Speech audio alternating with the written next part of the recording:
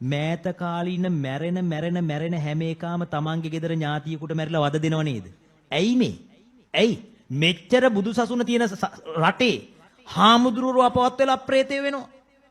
සිල් මෑණිවරු අපවත් වෙලා ප්‍රේතය වෙනවා. හොඳ උපාසකයෝ මෙහන් මන් දන්න ආරණ්‍ය සේනාසනයක හරිද?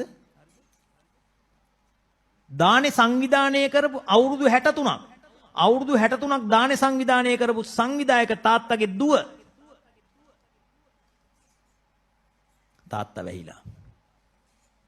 තාත්තා වැහිලා මැරිලා පෙරේත වෙලා තාත්තා වැහිලා. මොකද්ද හේතුව? තාත්තා වයෝවෘද වුණා. අංශභාගේ හැදුනා. ගෙදරට වෙලා හිටියා. බෑනට කිව්වා පුතේ ආරණ්‍යට දානේ අරගෙන ඵලයන්. පුතා ආරණ්‍යට දානේ අරගෙන ගියේ නෑ. ආරණ්‍යේ දානේ නැවැත්තුවා. ගෙදර ළඟ තියෙන පන්සලට දානේ දුන්නා. ඒ කියන්නේ මොකද්ද? අර තාත්තා කැමති වෙලා හිටපු ආරණ්‍යට දාන දෙන එක නැවැත්තුවා. අර ලේසි නිසා ළඟ නිසා ගමේ පන්සලට විතරක් දානේ දුන්නා. තාත්තා ගැටුණා. දැන් බලන්නකො අවුරුදු 63ක් දානේ දීපු දානේ කණ්ඩායමේ ලොකු උපාසකයා මැරිලා මොකද උනේ? ප්‍රේත වෙලා දුවට වැහිලා දුව ලෙඩ කරා. මොකද ඉන්නේ? බෑනත් එක්ක තියෙන තරහට දුව ලෙඩ කරා. දැන් මේක හම්බ කරන තුට්ටු දෙක කියන්නේ හම්බ කරන තුට්ටු දෙක ඔක්කොම ඉස්පිතාලේ ගෙදර මල ගෙදර වගේ වුණා. ඇයි? දුව හැමදාම ලෙඩි. හරිද? අන්තිමට අපිට ප්‍රශ්නේ දැනගන්න ලැබෙනකොට බරපතලයි. ඒක සුව කරගන්න බැරි මට්ටමට ඇවිල්ලා. මතක තියාගන්න. ඉතින් එහෙනම් මොකද වෙන්නේ? කොච්චර දානේ දුන්නත් හිත හදාගෙන තිබුණේ නෑ ඒ අපච්චි. අන්න ප්‍රශ්නේ හොඳට බණ අහලා නෑ. එසම් මැරෙන කෙනා මේ සතර අපායට යන්නේ මොකක් නිසාද? දැන් ඒ අපච්චි කළා තියෙන අකුසලයක්ද? නෑ. අවුරුදු 63ක් මහා දාන දීපු වාර්ෂික දාන කණ්ඩායමේ නායකයා. බට් විදර්ශනා කරන දක්ෂ උනේ නෑ. ඇයි? පුරිමා කුසලා ධම්මා ඒකම මතක් වෙලා අකුසලයකට හැරුණා.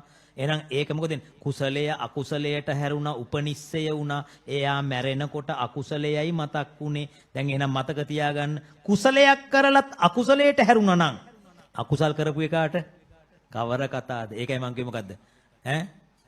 බුදුරජාණන් වහන්සේ කියනවා රාගං ආරබ්බ රාගං uppajjati. තරුණ කාලේ රාගය මතක් වෙලා වයසට ගිහිල්ලා රාගේනෝ. මේ අහන්නකෝ.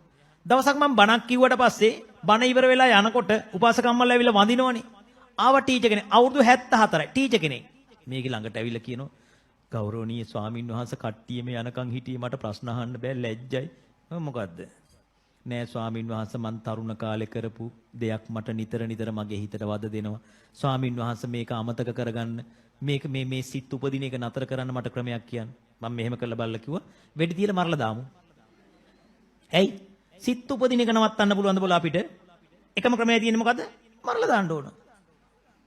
මං කිව්වා අම්මා මෙච්චරයි වැඩේ. සිත් උපදින එක නවත්තන්න බෑ. උපදින සිත මගේ කරගන්න එපා.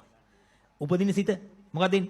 දැන් පුරිමා අකුසලා ධම්මා. මේක ඉස්කෝලේ යන කාලේ කොල්ලෙක් එක්ක යාළු වෙලා මොකක් හරි උට්ටප්පරයක් වෙලා. දැන් ඒක මතක් වෙනවා. මතක් වුණාට පස්සේ මොකද කරන්න ඕන? දැන් මෙයාට මොකද්ද වෙලා තියෙන්නේ? පශ්චත්තාපය, කුක්කුච්චය. ඒ කියන්නේ පෙර කරපු අකුසලය කෙරෙහි පසුව තැවෙනවා. අපිටත් වෙන්න පුළුවන්ද බැරිද? පුළුවන්. දැන් අද ඉඳලා වෙනවද? නෑ. ඇයි දැන්? දන්නව මොකද්ද? පුරිමා අකුසලා ධම්මා පච්චිමානං අකුසලානං ධම්මානං. ඔයා දැනගන්න මේක එනකොට මොකද්ද? මට මේ පසුතැවිල්ලක් ඇවිල්ලා තියෙන්නේ මංගි තරුණ කාලේ කරපු ජරා වැඩක් නිසා මේක දැන් මට පසුතැවිල්ල වැඩක් නැහැ. දැන් මොකද්ද කරන්න? මම විදර්ශනා කරනවා. මේක මොකද්ද? මේක හිතක්. මේ පසුතැවෙන හිත ඇවිල්ලා තියෙන්නේ අර කරපු රාගය මතක් වෙලා. ඒ ද්වේෂය මතක් වෙලා. දැන් එහෙනම් ඒක කරනකොට කුසලයක්. අන කුසලයට හැරෙනවා. ඊළඟ ගාතාවේදී මම කතා කරනවා. දැන් මතක තියාගන්න මොකද්ද?